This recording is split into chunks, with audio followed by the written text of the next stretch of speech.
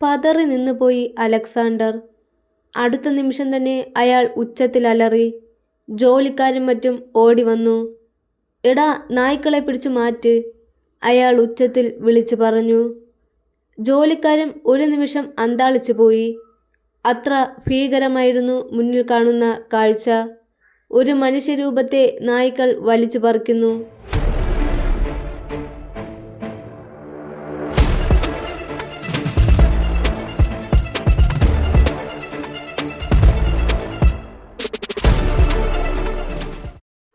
Hello guys, welcome back to my YouTube channel story world with Manikutty. ഇന്ന് ഞാൻ നിങ്ങൾക്ക് മുന്നിലെത്തിയിരിക്കുന്നത് വേട്ട എന്ന കഥയുടെ അടുത്ത എപ്പിസോഡുമായിട്ടാണ്. അപ്പോൾ നമ്മുടെ വീഡിയോസ് ആദ്യമായിട്ട് കാണുന്നവരാണെങ്കിൽ വീഡിയോ ലൈക്ക് ചെയ്യാനും അതുപോലെ തന്നെ വീഡിയോസ് ഇഷ്ടപ്പെട്ട് കഴിഞ്ഞാൽ ചാനൽ സബ്സ്ക്രൈബ് ചെയ്യാനും വിട്ടുപോകരുത്. നിങ്ങളുടെ അഭിപ്രായങ്ങളും നിർദ്ദേശങ്ങളും കമൻറ്റുകളായി രേഖപ്പെടുത്തുക. എന്നാൽ നമുക്ക് വേട്ടയുടെ അടുത്ത എപ്പിസോഡിലോട്ട് കടന്നാലോ. പതറി നിന്നുപോയി അലക്സാണ്ടർ. അടുത്ത നിമിഷം തന്നെ അയാൾ ഉച്ചത്തിൽ അലറി. ജോലിക്കാരും മറ്റും ഓടി വന്നു. എടാ, നായ്ക്കളെ പിടിച്ചു മാറ്റ്, അയാൾ ഉച്ചത്തിൽ വിളിച്ചു പറഞ്ഞു. ജോലിക്കാരും ഒരു നിമിഷം അന്താളിച്ചു പോയി. അത്ര ഭീകരമായിരുന്നു മുന്നിൽ കാണുന്ന കാഴ്ച. ഒരു മനുഷ്യരൂപത്തെ നായ്ക്കൾ വലിച്ചു പറിക്കുന്നു. ജോലിക്കാരിൽ ഒരാൾ ചെടി നനയ്ക്കുന്ന പൈപ്പ് കൊണ്ടുവന്ന് ഫുൾ സ്പീഡിൽ വെള്ളമടിച്ച് അത് ആ നായ്ക്കളുടെ നേരെ ചീറ്റിച്ചു. ദേഹത്ത് വെള്ളം വീണതും അവ അകന്നു മാറി. മറ്റൊരു ജീവനക്കാരൻ ആ മനുഷ്യന്റെ കാലിൽ പിടിച്ച് പുറത്തേക്കിടാൻ ശ്രമിച്ചു. കാലിൽ പിടിച്ചു വലിച്ചതും അതിന്റെ കൈ അറ്റുപോയി. അതോടെ ഒരു നിമിഷം അയാൾ അറച്ചു നിന്നു. ദേഷ്യം കയറിയ അലക്സാണ്ടർ ആ മനുഷ്യനെ വലിച്ച് പുറത്തേക്കിട്ടു. അറ്റുപോയ കൈയും എടുത്ത് പുറത്തേക്കിട്ടു. ശേഷം നായ്ക്കളുടെ കൂറ്റൻ ഗേറ്റ് വലിച്ചടച്ചു. ഇരപോയ ദേഷ്യത്തിൽ ഗേറ്റിന്റെ ഭാഗത്തു നിന്ന് നായകൾ കുരച്ചു. അലക്സാണ്ടർ ആ മൃതദേഹത്തേക്ക് നോക്കി. ഒറ്റ നോട്ടത്തിൽ അത് കിഷോർ ആണെന്ന് പറയുമെങ്കിലും ആ മനുഷ്യരൂപത്തിന്റെ മുഖവും എല്ലാം വികൃതമായിരുന്നു. അതിന്റെ ചുണ്ടും മറ്റ് പല ഭാഗങ്ങളും നായ്ക്കൾ കടിച്ചെടുത്തിരുന്നു. മരിച്ചിട്ട് ആഴ്ചകളായതുകൊണ്ടും ഫ്രീസറിൽ വെച്ചിരുന്നത് കൊണ്ടും അതിന്റെ മുഖത്ത് ചോരപ്പാടൊന്നും ഉണ്ടായിരുന്നില്ല. ഒരു പക്ഷേ ചോരമയമില്ലാത്തത് കൊണ്ടും ഫ്രീസറിന്റെ തണുപ്പുള്ളത് കൊണ്ടുമാവാം നായ്ക്കൾ അമിതമായ താല്പര്യം കാണിക്കാതിരുന്നത്. അല്ലായിരുന്നെങ്കിൽ എല്ലാം കൂടി കടിച്ചു കീർത്തിന്ന് എല്ല് മാത്രമാകുമായിരുന്നു. തളർന്നുപോയ അലക്സാണ്ടറിന്റെ ഫോൺ വീണ്ടും ബെല്ലടിച്ചു. നേരത്തെ വന്ന നമ്പറിലല്ല, മറ്റൊരു നമ്പറിലാണ് കോൾ വന്നത്. അയാൾ കോൾ അറ്റൻഡ് ചെയ്തു. ഇന്നത്തെ കാഴ്ച മനോഹരമായിരുന്നു അലക്സാണ്ടർ. എന്നെ കൊന്നതിന് ശേഷം മറവ് ചെയ്യാൻ വെച്ചിരുന്നതല്ലേ നീ നിന്റെ അനിയന്റെ ശരീരം? ആ ശരീരമാണ് ഞാൻ നിന്റെ നായ്ക്കൾക്ക് തട്ടിക്കളിക്കാൻ ഇട്ടുകൊടുത്തത്. ഇനി ഒരുത്തൻ കൂടി ഉണ്ടല്ലോ ജെയിംസ്. അവന്റെ ബോഡിയും നീ മോർച്ചറിയിൽ സൂക്ഷിക്കുന്നുണ്ടോ? എന്നെ കൊന്നതിന് ശേഷമേ അവനെയും നീ സംസ്കരിക്കൂ എന്നുണ്ടോ? ഫോണിൽ നിന്നുള്ള ശബ്ദം കേട്ട് അലക്സാണ്ടർ പല്ല് ഞെരിച്ചു. അങ്ങനെ വല്ല പ്ലാനും നിനക്കുണ്ടെങ്കിൽ അലക്സാണ്ടർ, ഇപ്പോഴേ ഞാൻ പറഞ്ഞേക്കാം, കിഷോറിന്റെ ശരീരം നായ്ക്കൾ കടിച്ചു കീറി. ജെയിംസിന്റെ ശരീരം കാട്ടാനകൾക്ക് എറിഞ്ഞു കൊടുക്കും ഞാൻ. അതുകൊണ്ട് അത്തരം വാശികളൊന്നും ഇവിടെ വേണ്ട. ഇപ്പോൾ നീ അനുഭവിച്ചു കൊണ്ടിരിക്കുന്നത് നീ തന്നെ ചെയ്തു കൂട്ടിയ തെറ്റിന്റെ ഫലമാണ്. ഡാ, നീ ആരോട് കളിക്കുന്നതെന്ന് നിനക്കറിയില്ല. എന്റെ ഇടവും വലവുമുള്ള 2 പേരെയാണ് നീ വെട്ടിമാറ്റിയത്. ഇനി അങ്ങോട്ട് നീ അനുഭവിക്കാൻ പോകുന്നത് അതിഭയങ്കരമായ സംഭവങ്ങളായിരിക്കും. ഒരിക്കലും താങ്ങില്ല നീ അത്. പല്ല് ഞെരിച്ചുകൊണ്ടാണ് അലക്സാണ്ടർ അത് പറഞ്ഞത്. നീ പറയുന്ന ആ ഭീകര രംഗങ്ങളെ ഞാൻ സ്വാഗതം ചെയ്യുന്നു അലക്സാണ്ടർ. നീ എന്നോട് പ്രതികാരം ചെയ്യുന്ന നിമിഷങ്ങൾക്കായി ഞാൻ കാത്തിരിക്കുകയാണ്. I am waiting. പക്ഷെ ഒന്നുണ്ട്, നിനക്ക് പ്രതികാരം ചെയ്യണമെന്നുണ്ടെങ്കിൽ അത് എന്നോട് മാത്രമായിരിക്കണം. എൻ്റെ കുടുംബത്തിലുള്ളവരെയോ എന്നെ സ്നേഹിക്കുന്നവരെയോ നോവിച്ചാൽ പിന്നെ നിന്റെ വീട്ടിലിരിക്കുന്ന ഒരാളെയും ഞാൻ വെറുതെ വിടില്ല. വീട്ടിലിരിക്കുന്ന വല്യപ്പച്ചന്മാരെയും കൊച്ചാപ്പമാരെയും ഉൾപ്പെടെ സ്ത്രീകളെ അടക്കം പച്ചയ്ക്ക് കത്തിക്കും ഞാൻ. നിനക്ക് നിന്റെ ശത്രുത മൂലമുള്ള പ്രതികാരം തീർക്കാം, അത് എന്നോട് മാത്രം. മറിച്ചായാൽ ഞാനൊരു മൃഗമായി മാറും. തുടർന്ന് അങ്ങോട്ടുള്ള രംഗങ്ങൾ നീയും താങ്ങില്ല. ഫോൺ കട്ടായി. അലക്സാണ്ടറിന്റെ മുഖം ദേഷ്യം കൊണ്ട് ചുവന്നിരുന്നു. അവൻ കളി തുടങ്ങിയിരിക്കുന്നു. വയ്യ, ഒരു മത്സരത്തിന് നിൽക്കാൻ വയ്യ. അവൻ പറഞ്ഞതുപോലെ ചിലപ്പോൾ കാട്ടാനകളുടെ ഇടയിലേക്ക് അവയ്ക്ക് ചവിട്ടി അരയ്ക്കാൻ ഇട്ടുകൊടുക്കും ജെയിംസിന്റെ ശരീരം. അലക്സേ, എനിക്ക് നിന്നോട് ഒരു കാര്യം പറയാനുണ്ട്. അലക്സിന്റെ വല്യപ്പച്ചനാണ്. മുൻപ് ജെയിംസിനോട് ഞാൻ പറഞ്ഞിരുന്നു, ഒരു ശവശരീരം വെച്ചിട്ട് മത്സരത്തിന് നിൽക്കരുതെന്ന്. ആത്മാവിന് ഗതി കിട്ടാത്ത കാര്യമാണിതൊക്കെ. ഞാൻ ഇതൊക്കെ പറയുമ്പോൾ നിനക്കെന്നെ കൊല്ലാനുള്ള ദേഷ്യം കാണുമെന്നറിയാം. എങ്കിലും പറയാതിരിക്കാനാവില്ല. ഒരാൾ മരിച്ചാൽ നേരത്തിനും കാലത്തിനും അടക്കം നടത്തണം. ഇല്ലെങ്കിൽ ആ ആത്മാവ് ഗതിയില്ലാതെ അലയും. ഞാൻ പറയാനുള്ളത് പറഞ്ഞു. എന്താണെന്ന് വെച്ചാൽ നീ ചെയ്. ആ സമയത്ത് അലക്സാണ്ടർ മറുപടിയൊന്നും പറഞ്ഞില്ല. അത് സത്യമാണെന്ന് അലക്സാണ്ടറിനും തോന്നി. ശരീരം മൊത്തം തളരുന്നത് പോലെ. കൂടപ്പിറപ്പുകൾ 2 ഇപ്പോൾ ഇല്ല. എല്ലാത്തിനും ശക്തനെന്ന് സ്വയം അഹങ്കരിച്ചിരുന്നു. ബന്ധത്തിലുള്ളവരെ പോലും അവഗണിച്ചിരുന്നു. ഇപ്പോൾ തന്റെ സർവശക്തിയും ചോർന്നു പോയിരിക്കുന്നു. ഇനി ഒന്നിനും തനിക്കാവില്ല. ഗോഡൌണിന് പുറത്ത് ജീപ്പ് നിർത്തി CI മോഹനചന്ദ്രൻ ഇറങ്ങിച്ചെന്നു. നേരെ അകത്തേക്ക്. കണ്ടാൽ ഭയം തോന്നുന്ന നരഭോജികളെ പോലെ തോന്നുന്ന കുറെ ഗുണ്ടകൾ. എല്ലാവരും മോഹനചന്ദ്രനെ തുറിച്ചു നോക്കി. അകത്ത് എന്തോ വെട്ടിനുറുക്കുന്ന ശബ്ദം കേൾക്കാം. ഒരു തടിയൻ മോഹനചന്ദ്രന്റെ മുന്നിൽ തടസ്സമായി നിന്നു. എങ്ങോട്ടാ? ഞാൻ CI മോഹനചന്ദ്രൻ. സർക്കിളൊക്കെ അങ്ങ് സ്റ്റേഷനിൽ. ഇത് സാവിയോയുടെ സാമ്രാജ്യമാണ്. ഇതിനകത്ത് കയറണമെങ്കിലും പുറത്തു പോകണമെങ്കിലും സാവിയോയുടെ അനുവാദം വേണം. എങ്കിൽ സാവിയോടൊന്ന് പറയൂ, ഞാൻ വന്നിട്ടുണ്ടെന്ന്. മോഹനൻ എന്ന് പറഞ്ഞാൽ മതി. അയാൾ അകത്തേക്ക് പോയി. അല്പം കഴിഞ്ഞ് തിരിച്ചു വന്നു. നിങ്ങളോട് ചെല്ലാൻ പറഞ്ഞു. മോഹനൻ അകത്തേക്ക് കയറി ചെന്നു. അകത്ത് രക്തത്തിന്റെ രൂക്ഷഗന്ധം. സാവിയോ മാംസം വെട്ടിമുറിക്കുകയാണ്. വരൂ മോഹന, ഞാൻ അല്പം പാചകത്തിലാണ്. ഇന്ന് നമ്മുടെ ആളുകൾക്ക് ഒരു വിരുന്ന് ഞാൻ ഒരുക്കുന്നു. രക്തം പറ്റിപ്പിടിച്ച വെട്ടുകത്തി താഴെ വെച്ചുകൊണ്ട് സാവിയോ പറഞ്ഞു. ഇനി പറയൂ, എന്തിനാ നീ വന്നത്? മറ്റൊന്നുമല്ല, ASI പ്രേമനെ കാണാനില്ല എന്ന് പറഞ്ഞ് വീട്ടുകാർ ഒരു പരാതി തന്നു. പ്രേമൻ ഇവിടെ വന്നതാണെന്ന് എനിക്ക് മനസ്സിലായി. നമ്മുടെ ഇവിടെയുള്ളവരാ പ്രേമനെ പിടിച്ചു കൊണ്ടുവന്നത്. അവനെ വിട്ടയക്കണം, അത് പറയാനാണ് ഞാൻ വന്നത്. ഇനി അവൻ ആരോടും കുമ്പസരിക്കാൻ പോവില്ല, ഞാൻ വാക്ക് തരുന്നു. CI മോഹനചന്ദ്രൻ പറഞ്ഞു. സമയം കഴിഞ്ഞു പോയല്ലോ മോഹന. വിധി പറഞ്ഞ് വിധി നടപ്പിലാക്കുകയും ചെയ്തു. ഇനിയൊരു മടങ്ങിപ്പോക്ക് പ്രേമനില്ല. സാവിയോ തീർത്ത് പറഞ്ഞു. അല്ല, അത് എന്തോ പറയാൻ ഒരുങ്ങിയ മോഹനൻ പെട്ടെന്നാണ് മേശപ്പുറത്ത് വെട്ടിനുറുക്കി വെച്ചിരിക്കുന്ന മാംസ കഷ്ണങ്ങൾ കണ്ടത്. അതിൽ ഒരാളുടെ കൈയും കാലുമെല്ലാം വെട്ടിമുറിച്ച് ഇട്ടിരുന്നു. മോഹനചന്ദ്രൻ നടുങ്ങിപ്പോയി. രക്തത്തിന്റെ രൂക്ഷഗന്ധം അവിടെ ഉണ്ടായിരുന്നു. മേശയുടെ ഒരരികിൽ ഒരാളുടെ ശിരസ് വെട്ടി മാറ്റി വെച്ചിരിക്കുന്നു. മോഹനചന്ദ്രൻ സൂക്ഷിച്ചു നോക്കി. അത് പ്രേമന്റെ ശിരസല്ലേ? മോഹനചന്ദ്രന് തന്റെ രക്തം ആവിയായതുപോലെ തോന്നി. ശരീരം മരവിച്ചു പോയിരിക്കുന്നു. സാവിയോ മോഹനചന്ദ്രന്റെ അടുത്തേക്ക് ചെന്നു. അയാളുടെ ശരീരത്തിനപ്പോൾ രക്തത്തിന്റെ മണമായിരുന്നു. മോഹനചന്ദ്ര, മാംസങ്ങളിൽ ഏറ്റവും രുചിയുള്ള മാംസം ഏതാണെന്ന് നിനക്കറിയാമോ? വിളറി പതറി നിന്ന മോഹനചന്ദ്രൻ ഇല്ല എന്ന അർത്ഥത്തിൽ തല കുലുക്കി. സാവിയോ മോഹനചന്ദ്രന്റെ തൊട്ടുമുന്നിൽ ചെന്ന് നിന്നു. ഏറ്റവും രുചിയുള്ള മാംസം അത് ഒന്നേയുള്ളൂ, മനുഷ്യമാംസം.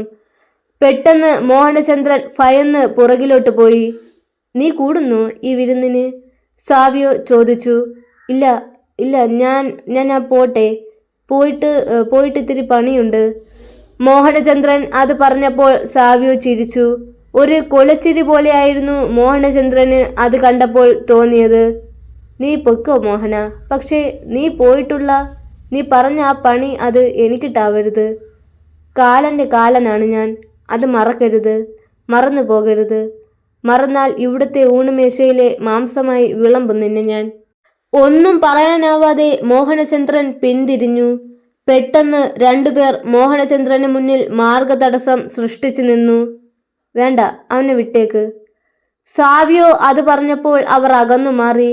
മോഹനചന്ദ്രൻ വേഗം വെളിയിലിട്ടിരിക്കുന്ന ജീപ്പിൽ കയറിയിരുന്നു. അയാളുടെ ശരീരം നന്നായി വിറയ്ക്കുന്നുണ്ടായിരുന്നു.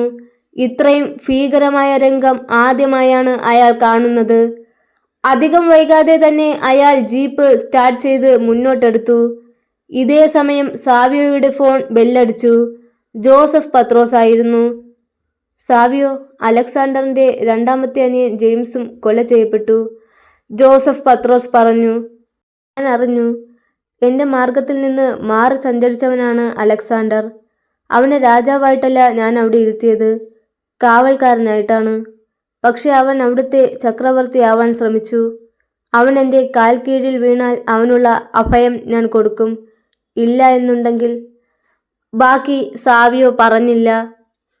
ജെയിംസിന്റെയും കിഷോറിന്റെയും അടക്കം കഴിഞ്ഞു. പള്ളി സെമിത്തേരിയിൽ രണ്ടുപേരെയും അടക്കി. ദർശന ഒരു മരപ്പാവ കണക്കെ ജെയിംസിന്റെ മൃതദേഹത്തിന് മുന്നിൽ കുത്തിയിരുന്നു. ഉള്ളിലെന്തോ വീർപ്പ് മുട്ടുന്നത് പോലെ അവൾക്ക് തോന്നി. ഒന്ന് പൊട്ടിക്കരയാൻ പോലും പറ്റാത്ത അവസ്ഥ. സത്യത്തിൽ ഇവൻ തന്നെ സ്നേഹിച്ചിരുന്നോ അറിയില്ല. ആദ്യകാലത്ത് നല്ല സ്നേഹമൊക്കെയായിരുന്നു. എന്നാൽ പിന്നീട് മറ്റു പല രീതിയിലേക്കും അവൻ മാറി. അവന് മറ്റു പല സ്ത്രീകളുമായി അവിഹിതം ഉണ്ടോ എന്ന് പോലും തനിക്ക് സംശയം ഉണ്ടായിരുന്നു. അക്കാര്യത്തിൽ കിഷോറും ഇവനും ഒന്നു തന്നെയാണ്. ഒരുപക്ഷെ ഇവർക്ക് രണ്ടുപേർക്കും ഇങ്ങനെ വരാൻ കാരണവും അത് തന്നെയാവും. മോളെ, വരുന്നില്ലേ? പോവാം. ദർശനയുടെ അമ്മ വിളിച്ചുവെങ്കിലും ദർശന പോവാൻ തയ്യാറായില്ല. നിങ്ങൾ പൊയ്ക്കോളൂ, ഞാൻ വന്നേക്കാം. കുറച്ചു നേരം കൂടി ഞാൻ ഇവിടെ ഇരിക്കട്ടെ. അതോടെ അവർ എല്ലാവരും പിന്തിരിഞ്ഞു പോയി. സെമിത്തേരിയിൽ അവൾ ഒറ്റയ്ക്കിരുന്നു. സമയം കടന്നുപോയി. പെട്ടെന്ന് തൻ്റെ പുറകിൽ ആരോ ഉള്ളതുപോലെ തോന്നി ദർശനയ്ക്ക്. ഒരു നിമിഷം ഭയന്ന് പതറി നിന്ന അവൾ പെട്ടെന്ന് തിരിഞ്ഞു നോക്കി. പുറകിൽ നിൽക്കുന്ന ആളെ കണ്ട് അവൾ നടുങ്ങി. റോക്കി, അവൾ വിറച്ചു വിറച്ചു പറഞ്ഞു. നീ എന്നെ മറന്നിട്ടില്ലല്ലേ? നീ എന്താ ഇവിടെ? നിന്നെ കാണാൻ തന്നെ. ജെയിംസിനെ കൊന്നത് ഞാനാണ്. നീ അവൻ്റെ ഭാര്യ ആയതുകൊണ്ട് ഒരു ക്ഷമ പറയണമെന്ന് തോന്നി. ദർശന പതറിപ്പോയി. നീ ആണോ ജെയിംസിന്? എന്തിനായിരുന്നു അത്? എന്നോടുള്ള ദേഷ്യത്തിനോ? ഒരു തേങ്ങലോടെ ദർശന പറഞ്ഞു. നിന്നോടുള്ള ദേഷ്യത്തിനെന്നോ? അതിന് നിന്നെ ഓർത്താലല്ലേ ദേഷ്യമുണ്ടാവൂ. ഇവൻ്റെ ഭാര്യ നീയാണെന്ന് പോലും എനിക്കറിയില്ലായിരുന്നു. ഇവിടെ വന്നപ്പോഴാണ് അത് നീയാണെന്നറിഞ്ഞത്. ദർശന അപ്പോഴും പതറി നിൽക്കുകയായിരുന്നു. ജെയിംസിന്റെ മരണത്തിന് കാരണമായത് അവൻ്റെ സ്വഭാവം തന്നെയാണ്. കാണാൻ കൊള്ളാവുന്ന ഭാര്യ വീട്ടിലുണ്ടായിട്ടും മറ്റു പല പെണ്ണുങ്ങളുടെ അടുത്തും വേഷം കെട്ടിന് പോയ അവൻ്റെ ആ സ്വഭാവം ഒരുപാട് കുടുംബങ്ങൾ തകർത്തിട്ടുണ്ട്. ജെയിംസും കിഷോറും പിന്നെ അലക്സാണ്ടറും ചേർന്ന്. പല കുടുംബങ്ങളും അവർ തകർത്തോട്ടെ, അതൊന്നും എന്നെ ബാധിക്കുന്ന പ്രശ്നമല്ല. മറ്റുള്ളവർക്ക് വേണ്ടി പ്രതികരിക്കേണ്ട കാര്യവും റോക്കിക്കില്ല. പക്ഷേ എൻ്റെ സഹോദരനെ കൊല്ല ചെയ്തു. അവൻ സ്നേഹിച്ചിരുന്ന പെണ്ണിനെ അതിക്രൂരമായി ബലാത്സംഗം ചെയ്തു. ക്രൂരമായി തന്നെ കൊലപ്പെടുത്തി. അതും അവളുടെ അച്ഛൻ്റെ മുന്നിലിട്ട്. ഇതെൻ്റെ അനിയൻ ക്ലീറ്റസ് എനിക്ക് തന്ന കൊട്ടേഷനാണ്. 2 ദിവസവും കാണാതിരുന്ന ക്ലീറ്റസിനെ അന്വേഷിച്ച് ഞങ്ങളുടെ അപ്പച്ചൻ വീട്ടിൽ നിന്നിറങ്ങി. ഇതുവരെ അദ്ദേഹം തിരിച്ചു വന്നില്ല. അപ്പച്ചൻ്റെ മരണത്തിന് കാരണവും ഇവർ തന്നെയാണോ എന്ന് എനിക്ക് സംശയമുണ്ട്. ഒരാളെയും ഞാൻ വെറുതെ വിടില്ല. അല്പനേരം റോക്കി കണ്ണടച്ചു നിന്നു. മനസ്സ് നിയന്ത്രിച്ചു. ഞാൻ വന്നത് നിന്നെ ഇത് അറിയിക്കാനാണ്. നീ ഒരു ഭാര്യയാണ്, പിന്നെ ഒരു കുഞ്ഞിൻ്റെ അമ്മയാണ്. നിങ്ങളെ അനാഥരാക്കിയത് ഞാനാണെന്ന് തോന്നുന്നുണ്ടെങ്കിൽ അതിന് കാരണം നിങ്ങൾ അറിയണമെന്ന് തോന്നി. നിന്റെ കൊച്ചിന് അപ്പനില്ലാതായത് എങ്ങനെയാണെന്ന് അറിയണമെന്ന് തോന്നി. അത് അവൻ്റെ കയ്യിലിരിപ്പ് കൊണ്ട് തന്നെയാണ്. ഇത് പറയാനാണ് ഞാൻ വന്നത്. റോക്കി തിരിഞ്ഞു നടന്നു. മറുപടി ഒന്നും പറയാനാവാതെ ദർശന അപ്പോഴും മരവിച്ചു നിന്നു. പഠിച്ചിരുന്ന കാലത്ത് ശക്തമായ മഴയും ഇടിമിന്നലും ഉള്ളപ്പോൾ ഉണ്ടായ പ്രണയ നിമിഷങ്ങൾ അവളുടെ മനസ്സിൽ ഒരു നിമിഷം ഒഴുകിയെത്തി. ദർശന വീട്ടിലേക്ക് ചെല്ലുമ്പോൾ ധാരാളം ആളുകൾ വന്നിട്ടുണ്ടായിരുന്നു. പലരും സഹതാപത്തോടെ അവളെ നോക്കി. നല്ല പ്രായത്തിൽ വിധവയായ പെണ്ണ്, അതായിരുന്നു ആ സഹതാപത്തിന് കാരണം. ദർശന അതൊക്കെ അവഗണിച്ച് നേരെ തൻ്റെ മുറിയിലേക്ക് പോയി. താൻ ഇപ്പോൾ ഒരു വിധവയാണ്. തൻ്റെ ഭർത്താവ് ജെയിംസ് ഇപ്പോൾ ജീവനോടെയില്ല. അവൾ കട്ടിലിൽ കയറി കിടന്നു. കണ്ണുകൾ ഇറുക്കി അടച്ചു. തലയിൽ കൂടി എന്തോ ഇഴയുന്നത് പോലെ തോന്നി. കണ്ണു തുറന്നു നോക്കി. അമ്മയാണ്. തൻ്റെ മുടിയിൽ തലോടുന്നു. മോളെ, നിനക്ക് എന്തെങ്കിലും ബുദ്ധിമുട്ട് തോന്നുന്നുണ്ടോ? അമ്മയുടെ സ്വരത്തിൽ വേദനയുണ്ടായിരുന്നു. അവരുടെ മകളാണ് വിധവയായിരിക്കുന്നത്. ഈശ്വരാധീനം കൊണ്ട് താൻ ഇപ്പോഴും സുമംഗലിയായിരിക്കുന്നു. എന്നാൽ തൻ്റെ മകൾ നല്ല പ്രായത്തിലെ വിധവയായി. ഒന്നുമില്ലമ്മേ, ഞാനൊന്ന് കിടന്നോട്ടെ, വല്ലാത്ത തലവേദന, അവൾ പറഞ്ഞു. അതോടെ അമ്മ അപ്പുറത്തേക്ക് പോയി. അവൾക്ക് തലവേദന എടുത്ത് കിടക്കുകയാണ്, കിടന്നോട്ടെ, ആരും ശല്യപ്പെടുത്തണ്ട. പുറത്തേക്ക് പോയ അമ്മ അകത്തേക്ക് കയറാൻ പോയ ആരോടോ പറയുന്നത് കേട്ടു. ഭർത്താവ് മരിച്ചുപോയ സ്ഥിതിക്ക് സഹതാപം അറിയിക്കുവാൻ ധാരാളം ആളുകൾ വരും. വഴിയിൽ വെച്ച് കണ്ടാൽ പോലും ചിരിക്കാത്ത ആന്റിമാരും ചേച്ചിമാരും ഒക്കെ ഉണ്ടാവും ആ കൂട്ടത്തിൽ. ഒരു വീട്ടിൽ എന്തെങ്കിലും ദുരിതമോ ബുദ്ധിമുട്ടോ സംഭവിച്ചാൽ കൃത്രിമ സങ്കടവുമായി ഇതുപോലെ വന്ന് അവരുടെ മുൻപിൽ സഹതാപം പറഞ്ഞിരിക്കുക എന്നത് ചില വീട്ടമ്മമാരുടെ സ്വഭാവമാണ്. എന്തായാലും അമ്മ അത് പറഞ്ഞത് നന്നായി. അല്ലായിരുന്നെങ്കിൽ എല്ലാവരും കൂടി സഹതാപ മുഖവുമായി തൻ്റെ ചുറ്റും നിന്നേനെ. ദർശന കണ്ണുകൾ അടച്ചു. സത്യത്തിൽ റോക്കിയെ അവിടെ കണ്ടത് അവൾക്ക് വിശ്വസിക്കാനായില്ല. കോളേജിൽ വെച്ചുള്ള രംഗങ്ങളെല്ലാം അവളുടെ മുന്നിൽ ഒഴുകിയെത്തി. സത്യത്തിൽ ഈ ഒരു സമയത്ത് ഓർക്കാൻ പാടില്ലാത്തതാണ്. തൻ്റെ ഭർത്താവ് സ്നേഹനിധിയായ ഭർത്താവായിരുന്നുവെങ്കിൽ തൻ്റെ അവസ്ഥ ഇങ്ങനെയാകുമായിരുന്നില്ല. ഒരു പക്ഷേ അതുകൊണ്ടൊക്കെ ആവാം കോളേജിൽ വെച്ചുണ്ടായ പ്രണയം മനസ്സിൽ ഒഴുകി വരുന്നത്. സത്യത്തിൽ റോക്കി തന്നെ ശ്രദ്ധിച്ചിരുന്നില്ല. തന്നെ മാത്രമല്ല, ഒരു പെൺകുട്ടിയെയും ശ്രദ്ധിച്ചിരുന്നില്ല. അനീതി കണ്ടാൽ പ്രതികരിക്കുന്നവൻ. അവൻ കോളേജിലുള്ളത് തന്നെ പലർക്കും ധൈര്യമായിരുന്നു. കോളേജിലുണ്ടായിരുന്ന റാഗിംഗ് പോലും നിർത്തിച്ചു കളഞ്ഞു. എന്നിട്ടും തന്നെ റാഗ് ചെയ്യാൻ വന്ന സീനിയർ വിദ്യാർത്ഥികളുടെ മുഖം പിടിച്ച് ചമ്മന്തിയാക്കി കളഞ്ഞു അവൻ. നിന്നോടൊക്കെ റാഗിംഗ് ഇവിടെ പാടില്ലെന്ന് പറഞ്ഞിട്ടില്ലേടാ? പഠിക്കാൻ വന്നാൽ പഠിച്ചോളണം. പ്രതികരിക്കാൻ ശേഷിയില്ലാത്ത പാവപ്പെട്ട പിള്ളേരെ ഉപദ്രവിക്കാൻ ശ്രമിച്ചാൽ നിന്റെയൊക്കെ ദേഹത്തുള്ള എല്ലുകൾ ഓരോന്നായി ഞാൻ ഊരിയെടുക്കും. തന്നെ റാഗ് ചെയ്യാൻ ശ്രമിച്ച ചേട്ടന്മാരുടെ മുഖത്തെ ഭയം, അവരെ നേരിട്ട് തന്നെ രക്ഷിക്കാൻ മുന്നോട്ട് വന്ന റോക്കി എന്ന ആ ചെറുപ്പക്കാരൻ്റെ മുഖത്തെ വീര്യം ഏതൊരു പെണ്ണിനെയും പോലെ തൻ്റെ മനസ്സിൽ പതിഞ്ഞു. ധീരനായ യുവാവ്, ആർക്കാണ് അവനെ ഇഷ്ടമല്ലാത്തത്? ദിവസം ചെല്ലുന്തോറും അവനോടുള്ള ഇഷ്ടം കൂടിക്കൂടി വന്നു. എന്നാൽ അവൻ തന്നെ അവഗണിച്ചു. അതൊരു വാശിയായി. ഒടുവിൽ താൻ തന്നെ വിജയിച്ചു.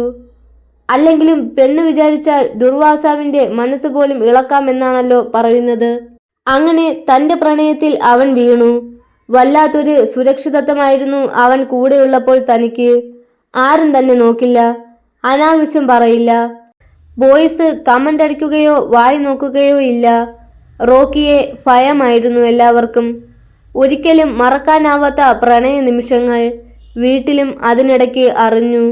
അച്ഛൻ അന്ന് ആദ്യമായി തൻ്റെ നേരെ പൊട്ടിത്തെറിച്ചു. നീ എന്തറിഞ്ഞിട്ടാണ് അവനെപ്പോലെ ഒരുത്തനെ പ്രണയിച്ചത്? അവൻ ആരാണെന്ന് നിനക്കറിയാമോ? അവൻ്റെ വീട്, കുടുംബം, ഇതെന്തെങ്കിലും നിനക്കറിയാമോ? നാരായണൻ മകളോട് ചോദിച്ചു. അതൊന്നും എനിക്ക് അറിയേണ്ട ആവശ്യമില്ല പപ്പ. എനിക്ക് വേണ്ടത് റോക്കിയെ പോലെ ഒരാണിനെയാണ്. സിനിമകളൊക്കെ കണ്ട് അതിലെ ഓരോ രംഗങ്ങളും മനസ്സിൽ കയറിയത് കൊണ്ടാണ് നിനക്ക് ഇങ്ങനെയൊക്കെ തോന്നുന്നത് മോളെ. വില്ലന്മാരെ ഇടിച്ചു നിരപ്പാക്കുന്ന ഹീറോയോട് പ്രണയം തോന്നുന്നത് സിനിമകളിലാണ്, പ്രത്യേകിച്ച് ഹിന്ദി സിനിമകളിൽ. അത്തരം സിനിമകളാണ് നീ കൂടുതൽ കാണുന്നത് മോളെ. അതുകൊണ്ടാണ് നിനക്ക് ഇങ്ങനെയുള്ള ചിന്തകൾ ഉണ്ടാവുന്നത്. സിനിമയല്ല ജീവിതം, അത് നീ മനസ്സിലാക്ക്. അമ്മ നളിനിയും പറഞ്ഞു. നിങ്ങൾ എന്തൊക്കെ പറഞ്ഞാലും എന്നെ ഇതിൽ നിന്ന് പിന്തിരിപ്പിക്കാനാവില്ല. അവരോടുള്ള ദേഷ്യത്തിന് രാത്രിയാണെന്ന് പോലും നോക്കാതെ താൻ വീട്ടിൽ നിന്നും ഇറങ്ങി. തൻ്റെ സ്കൂട്ടറിൽ കോളേജിൻ്റെ പരിസരത്ത് പോയി. സമയം 9 മണി കഴിഞ്ഞിരുന്നു. നേരെ റോക്കിയെ വിളിച്ചു. എന്തു പറ്റി? നീ എന്താ ഈ നേരത്ത്? റോക്കിയുടെ ശബ്ദം കേട്ടു. ആ ശബ്ദം കേട്ടപ്പോൾ തന്നെ ഒരാശ്വാസം തോന്നി. ഞാനിപ്പോൾ കോളേജിൻ്റെ മുൻപിലുണ്ട്. നിന്നെ എനിക്കിപ്പോൾ കാണണം. ഇപ്പോഴോ? ഈ സമയത്തോ? നീ വീട്ടിൽ പോടി. റോക്കിയുടെ ശബ്ദമുയർന്നു. ഇല്ല, നീ വരാതെ ഞാൻ പോവില്ല. ഇതിന് മാത്രം എന്താ നിനക്ക് സംസാരിക്കാനുള്ളത്? എന്തെങ്കിലും ഉണ്ടെങ്കിൽ രാവിലെ പറയാം. ഇല്ല, എനിക്കിപ്പോൾ തന്നെ കാണണം, ഇല്ലെങ്കിൽ ഞാൻ ശ്വാസം മുട്ടിച്ചാവും. അധികം സംസാരിക്കാതെ താൻ ഫോൺ കട്ട് ചെയ്തു. വല്ലാത്തൊരു വാശിയായിരുന്നു അപ്പോൾ. പെട്ടെന്നാണ് മഴ പൊടിഞ്ഞത്. അന്തരീക്ഷം മൂടി. ആരൊക്കെയോ ശ്രദ്ധിക്കുന്നുണ്ട്. അവർ പരസ്പരം തന്നെ നോക്കി എന്തൊക്കെയോ പറയുന്നു, സംസാരിക്കുന്നു. ദർശനയ്ക്ക് നേരിയ ഭയം തോന്നി. അവൻ വരില്ലേ? വന്നില്ലെങ്കിൽ? ദർശന നോക്കുമ്പോൾ ആ ചെറുപ്പക്കാർ തൻ്റെ അടുത്തേക്ക് നടന്നു വരുന്നു. തൻ്റെ തൊട്ടു മുൻപിൽ അവർ വന്നു നിന്നു. എത്രയാ റേറ്റ്? എത്രയാണെന്ന് വെച്ചാൽ തരാം, റൂമുണ്ട്. ഒരുവൻ ഒരു വഷള ചിരിയോടെ പറഞ്ഞു. ദർശനയുടെ ശരീരം വിറച്ചു പോയി. ആ സമയത്താണ് ദൂരെ ബൈക്കിൻ്റെ ശബ്ദം കേട്ടത്. അപ്പോൾ അവളുടെ മുഖം തെളിഞ്ഞു. ബൈക്ക് ദർശനയുടെ മുന്നിൽ വന്നു നിന്നു. റോക്കിയെ കണ്ടതും ആ ചെറുപ്പക്കാർ ഭയന്നു മാറി. എന്താടാ? റോക്കി ചോദിച്ചു. ഏയ് ഒന്നുമില്ല, അവരിൽ ഒരുവൻ ഭയത്തോടെ പറഞ്ഞു. നിന്റെ പേര് പ്രകാശൻ എന്നല്ലേ? അതെ, എങ്ങനെ മനസ്സിലായി? നിന്നെ അറിയാത്തവരാരാ ഉള്ളത്? പെരുമ്പിള്ളിയിലെ ജോർജിന്റെ ബേക്കറിയിൽ ജോലിക്ക് നിൽക്കുന്ന പെണ്ണിന്റെ മുന്നിൽ ഒളിപ്പിച്ചുകൊണ്ട് നീ നിൽക്കുന്നത് പലവട്ടം കണ്ടിട്ടുണ്ട്.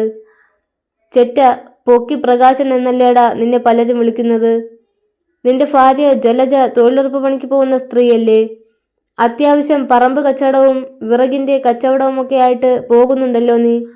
പിന്നെന്തിനാടാ വഴിയിൽ കൂടി പോകുന്ന പെൺപിള്ളേരെ ശല്യപ്പെടുത്തുന്നത്? ഇവളെക്കാളും പ്രായത്തിൽ മൂത്ത ഒരു മകളില്ലേ നിനക്ക്? അവൾക്ക് നിന്റെ മകനും മക്കളില്ലേ? പ്രകാശൻ ഒന്നും മിണ്ടിയില്ല. കഴിഞ്ഞ ദിവസം 10ാം ക്ലാസ്സിൽ പഠിക്കുന്ന ഒരു പെൺകൊച്ചിനെ പറ്റി നീ അനാവശ്യം പറഞ്ഞെന്ന് കേട്ടല്ലോ. കൊച്ചു 10ാം ക്ലാസ്സിലാണെങ്കിലും 30 വയസ്സിൻ്റെ വളർച്ചയുണ്ടെന്നാ പറഞ്ഞത്. അത് പിന്നെ ഞാനൊരു തമാശയ്ക്കാണോടാ ഇതുപോലുള്ള വർത്തമാനങ്ങൾ പറയുന്നത്? പറഞ്ഞു തീർന്നതും പ്രകാശന്റെ കീഴ്വയറിനിട്ട് ഒന്ന് കൊടുത്തു റോക്കി. ഒരു നിലവിളിയോടെ അവൻ പുറകിലേക്ക് മറിഞ്ഞു. അതോടെ അവൻ്റെ കൂടെയുള്ളവർ ഓടി രക്ഷപ്പെട്ടു. അപ്പോഴേക്കും മഴ ശക്തമായിരുന്നു. വീണ്ടും അവനെ അടിക്കാൻ ഓങ്ങിയ റോക്കിയെ ദർശന തടഞ്ഞു. മതി റോക്കി, ഇനി തല്ലിയാൽ അയാൾ ചത്തുപോകും. എല്ലാ നാട്ടിലും ഉണ്ടാവും ഇതുപോലെ ഭൂമിക്ക് ഭാരമായി ചിലര്. ദർശന റോക്കിയുടെ കൈപിടിച്ച് കോളേജിന്റെ ഭാഗത്തേക്ക് ഓടിക്കയറി. ഇരുവരും നന്നായി നനഞ്ഞിരുന്നു. ഇനി എന്താ നിന്റെ പ്രശ്നം? മുഖത്തെ വെള്ളം കൈപ്പത്തി കൊണ്ട് തുടച്ചുകൊണ്ട് റോക്കി ചോദിച്ചു.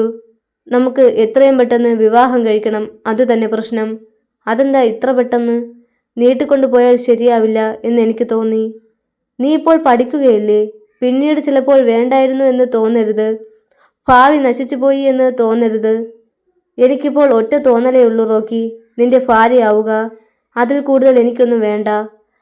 റോക്കിയുടെ തോളിലേക്ക് അവൾ ചാഞ്ഞു.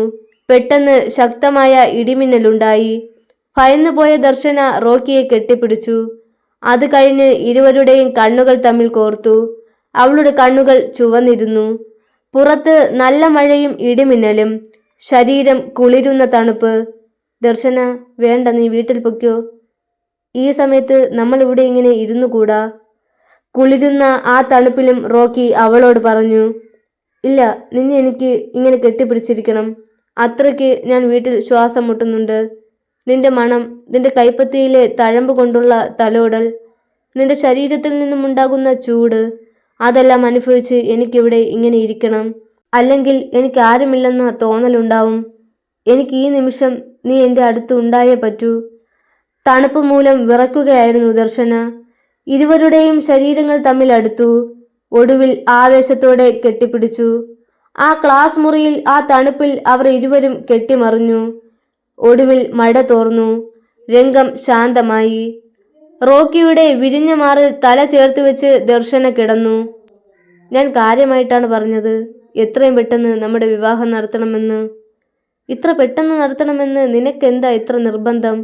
ഞാൻ വേണമെങ്കിൽ നിന്റെ അച്ഛനോട് വന്ന് സംസാരിക്കാം. അയ്യോ വേണ്ട. നിന്റെ സംസാരത്തിൻ്റെ രീതിയൊക്കെ എനിക്ക് നന്നായിട്ടറിയാം. ദേഷ്യം കയറി എൻ്റെ അച്ഛനെ എങ്ങാനും നീ തല്ലിയാലുള്ള അവസ്ഥ എന്താവുമെന്ന് എനിക്കറിയാം. അതൊന്നും പറയാൻ പറ്റില്ല. പരമാവധി ഞാൻ മാന്യമായി സംസാരിക്കും. ഉടക്ക് വർത്തമാനമായിട്ട് വന്നാൽ ചിലപ്പോൾ മനുഷ്യനല്ലേ, പിടിച്ചു നിൽക്കാൻ പറ്റിയെന്ന് വരില്ല. അതുകൊണ്ടാണ് പറഞ്ഞത് നീ വരാനോ സംസാരിക്കാനോ ഒന്നും നിൽക്കണ്ട എന്ന്. എങ്കിൽ എൻ്റെ പൊന്നുമുള്ളൊരു കാര്യം ചെയ്. ഇപ്പോൾ സമാധാനത്തോടെ വീട്ടിൽ പോ. എന്നിട്ട് പഠിക്കാൻ നോക്ക്. ഇപ്പോൾ സംഭവിച്ചതുപോലും പാടില്ലാത്തതായിരുന്നു. വിവാഹം കഴിക്കാതെ ഒരു പെണ്ണിൻ്റെ ശരീരത്തിൽ സ്പർശിക്കുന്നത് തെറ്റെന്നായിരുന്നു ഇത്രയും നാൾ ഞാൻ പറഞ്ഞിരുന്നത്. അതാണ് ഇപ്പോൾ തെറ്റിയത്. കുറ്റബോധത്തോടെ റോക്കി പറഞ്ഞു. ഒരു പെണ്ണ് വിചാരിച്ചാൽ എന്ത് നടക്കുമെന്ന് നിനക്കിപ്പോൾ മനസ്സിലായില്ലേ? ഉവ്, മനസ്സിലായേ? അവൾ നേരെ കൈകൾ കൂപ്പിക്കൊണ്ട് റോക്കി പറഞ്ഞു. ദിവസങ്ങൾ കഴിഞ്ഞു.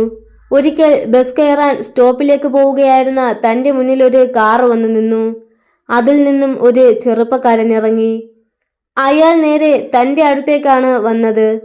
എൻ്റെ പേര് ജെയിംസ്. കല്ലൂക്കാരൻ ഫാമിലിയിലുള്ളതാണ്.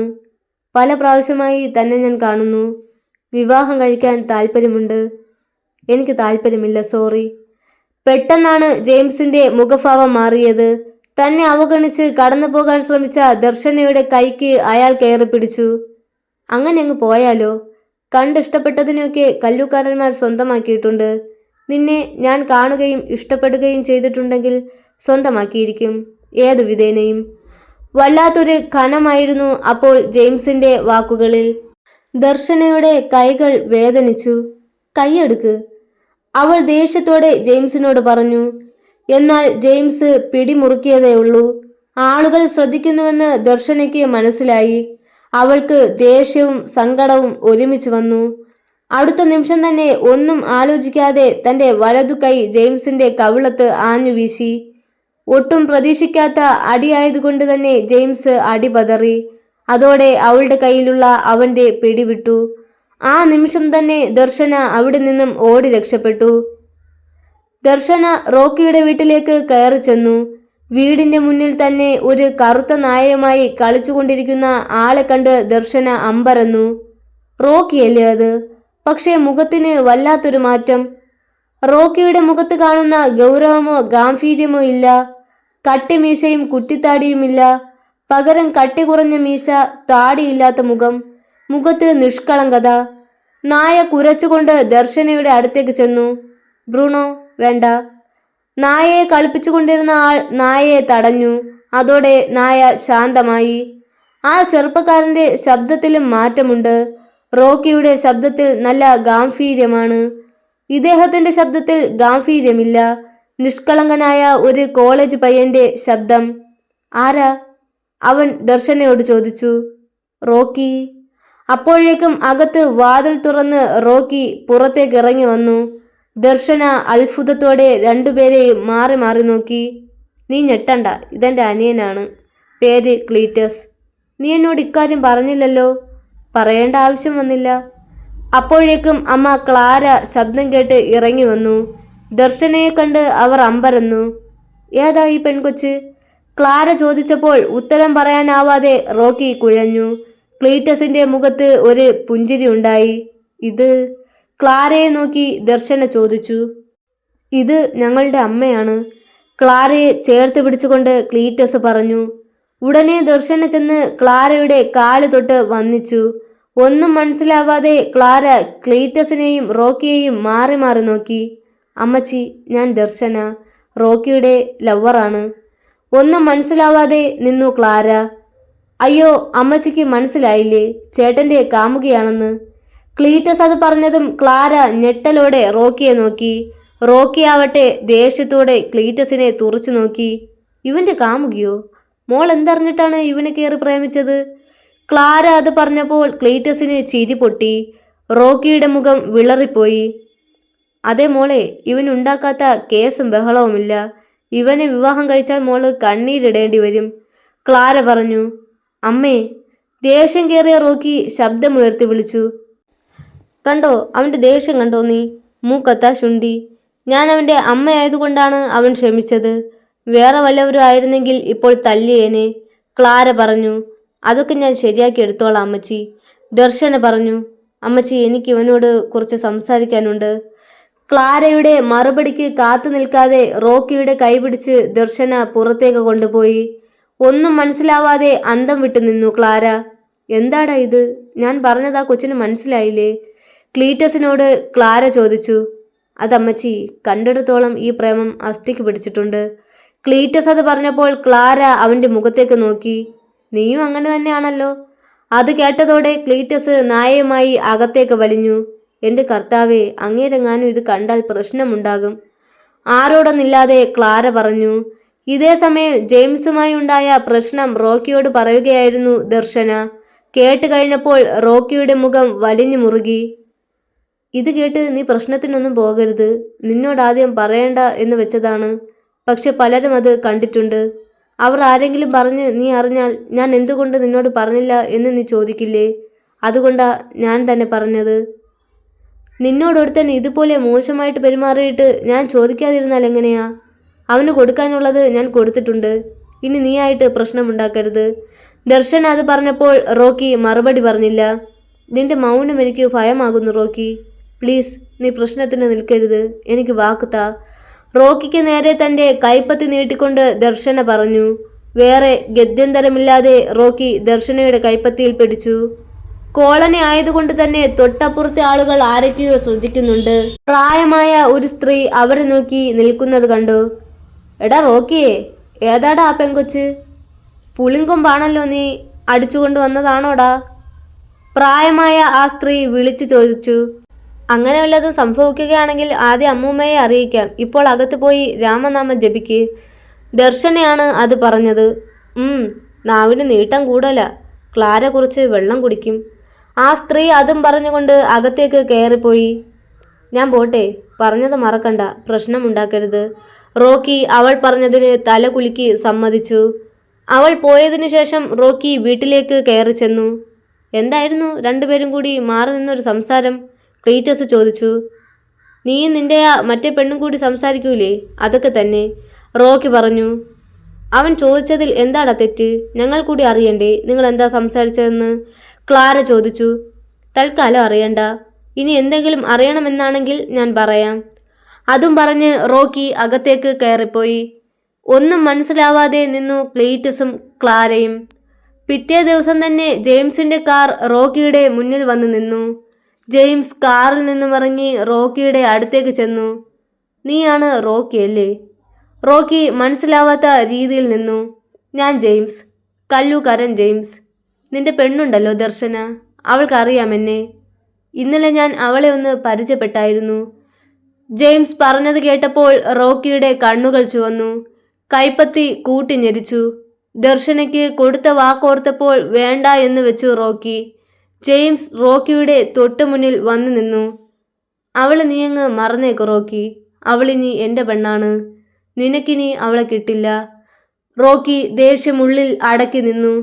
നീ എന്താടാ ഒന്നും മിണ്ടാത്തത്? നീ ഗുണ്ടയാണെന്നോ തെമ്മാടിയാണെന്നൊക്കെയാണല്ലോ ഇവിടെയുള്ളവർ പറഞ്ഞു കേട്ടത്. ഇത്രയ്ക്കേ ഉള്ളോ നീ? സ്വയം നിയന്ത്രിച്ച് റോക്കി തിരിച്ചു നടക്കാൻ ശ്രമിച്ചു. എന്നാൽ ജെയിംസ് റോക്കിയുടെ കൈക്ക് പിടിച്ച് ബലമായിട്ട് തിരിച്ചു നിർത്തി. ഞാൻ പറഞ്ഞത് കേട്ടിട്ട് പോയാൽ മതി നീ. അപ്പോഴേക്കും ആളുകൾ കൂടിയിരുന്നു. സംഭവം കണ്ട് ദർശന അങ്ങോട്ട് വന്നു. അല്ലെങ്കിൽ തന്നെ നിനക്ക് എന്ത് യോഗ്യത ഉണ്ടടാ അവളെ വിവാഹം കഴിക്കാൻ? നിന്റെയൊക്കെ പോലെ കുപ്പത്തൊട്ടിയിൽ കിടക്കേണ്ടവളാണോ അവള്? അവളെപ്പോലൊരു സുന്ദരിക്ക് കിടക്കാൻ പറ്റിയ വീടാണോ നിന്റേത്? മോനെ റോക്കി, അവളെ ഒരു നിമിഷമെങ്കിലും സ്വന്തമാക്കി അനുഭവിക്കണമെന്ന് കരുതിയതാ ഞാൻ. ആവശ്യം കഴിഞ്ഞ് വലിച്ചെറിയണമെന്ന് കരുതിയതാ. അതിനുശേഷം വേണമെങ്കിൽ നിനക്ക് വിവാഹം കഴിക്കാമായിരുന്നു. പക്ഷേ അവളെൻ്റെ കരണത്തടിച്ചതുകൊണ്ട് അത് വേണ്ട എന്ന് വെച്ച് ഞാൻ. അവളെ എനിക്കിനി സ്വന്തമാക്കണം. ഇതെല്ലാം കേട്ടുകൊണ്ടിരുന്ന ദർശനയുടെ രക്തം തിളച്ചു. റോക്കി, എന്ത് കേട്ടുകൊണ്ടിരിക്കുകയാണ് നീ? അടിക്കടാവനെ. ദേഷ്യം കയറിയ ദർശന വിളിച്ചു പറഞ്ഞു. ആ നിമിഷം തന്നെ മുഷ്ടി ചുരുട്ടിയ റോക്കി ജെയിംസിന്റെ മുഖത്തിട്ട് ആഞ്ഞടിച്ചു. ജെയിംസ് നേരെ ചെന്ന് വീണത് അയാളുടെ തന്നെ കാറിന്റെ ബോണറ്റിലായിരുന്നു. ഒറ്റയിടിക്ക് തന്നെ അയാളുടെ ബോധം മറഞ്ഞു. പരിഹാസ ചിരിയോടെ ജെയിംസിനെ നോക്കി ദർശന. ആരൊക്കെയോ ചേർന്ന് ജെയിംസിനെ ഹോസ്പിറ്റലിൽ കൊണ്ടുപോയി. അത്യാഹിത വിഭാഗത്തിലാണ് ജെയിംസിനെ കിടത്തിയത്. താടിയെല്ലിന് ചെറിയ പൊട്ടലുണ്ടായിരുന്നു. അവിടെ നിന്ന് റൂമിലേക്ക് മാറ്റി. ദർശന റോക്കിയെയും കൊണ്ട് അവിടെ ചെന്നു. ജെയിംസിന്റെ ബോധം തെളിഞ്ഞിരുന്നു. ഒരു പരിഹാസ ചിരിയോടെ ജെയിംസിനെ നോക്കി ദർശന. റോക്കിയുടെ മുന്നിൽ നിന്ന് നീ വെല്ലുവിളിക്കുന്നത് കണ്ടപ്പോൾ ഞാൻ കരുതിയത് നീ വലിയ സംഭവമാണെന്നാണ്. റോക്കിയുടെ ഒറ്റ അടിക്കേ ഉള്ളൂ നീ, അല്ലേ? ആ നീയാണോ റോക്കിയെ വെല്ലുവിളിച്ചത്? കഷ്ടം. കിടന്ന കിടപ്പിൽ നിന്ന് ജെയിംസ് ഞെരിപിരി കൊണ്ടു. എടാ അടങ്ങി കിടക്കടാ, നീ എന്തിനാ ഞെരിപിരി കൊള്ളുന്നത്? റോക്കി പറഞ്ഞു. ഇവളെ ഞാൻ വിവാഹം കഴിക്കാൻ പോവുകയാണ്. അത് അടുത്ത് തന്നെ ഉണ്ടാവും. ഞങ്ങൾ ഒന്നിച്ച് ജീവിക്കുകയും ചെയ്യും. ഇനി ഇവളുടെ പിന്നാലെ നിന്റെ നിഴൽ പോലും കാണരുത്. ഇനി അഥവാ ഇവളെ നോക്കുകയോ അവളുടെ ദേഹത്ത് സ്പർശിക്കാൻ ശ്രമിക്കുകയോ ചെയ്തെന്ന് ഞാൻ അറിഞ്ഞാൽ പിന്നെ നിനക്ക് 1 6 അടി മണ്ണിൻ്റെ ആവശ്യമേ വരൂ. മനസ്സിലായില്ലേ? നിനക്ക് ഞാൻ പറഞ്ഞത്? കുളിപ്പിച്ച് കിടത്തും ഞാനെന്ന്. റോക്കി തീർത്തും പറഞ്ഞു. നിസ്സഹായതയോടെ കിടക്കാനേ കഴിഞ്ഞുള്ളൂ ജെയിംസിന്. എന്നാൽ പിന്നെ നമുക്ക് പോകാം ദർശന. ഇവൻ ഇനി എഴുന്നേറ്റ് പഴയതുപോലെ വല്ലത് വരുമോ എന്ന് നോക്കാം. ജെയിംസിനെ ഒന്നുകൂടി നോക്കിയിട്ട് റോക്കി ദർശനയുടെ കൈക്ക് പിടിച്ച് പുറത്തേക്ക് പോയി. റോക്കി പോയി കഴിഞ്ഞപ്പോഴാണ് അലക്സാണ്ടർ കയറി വന്നത്.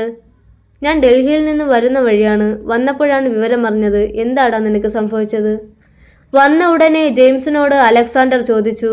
ജെയിംസ് ഉണ്ടായ കാര്യങ്ങൾ അലക്സാണ്ടറിനോട് പറഞ്ഞു. തനിക്കേറ്റ അപമാനത്തിൽ അയാൾ കരയുന്നുണ്ടായിരുന്നു. എല്ലാം കേട്ട് കഴിഞ്ഞപ്പോൾ അലക്സാണ്ടർ കൈ ചുരുട്ടി ചാടി എഴുന്നേറ്റു. രണ്ടെണ്ണത്തിനെയും തീർക്കും ഞാൻ, അലക്സാണ്ടർ പറഞ്ഞു. ചേട്ടാ, അവളെ എനിക്ക് വേണം, എൻ്റെ ഭാര്യയായിട്ട്.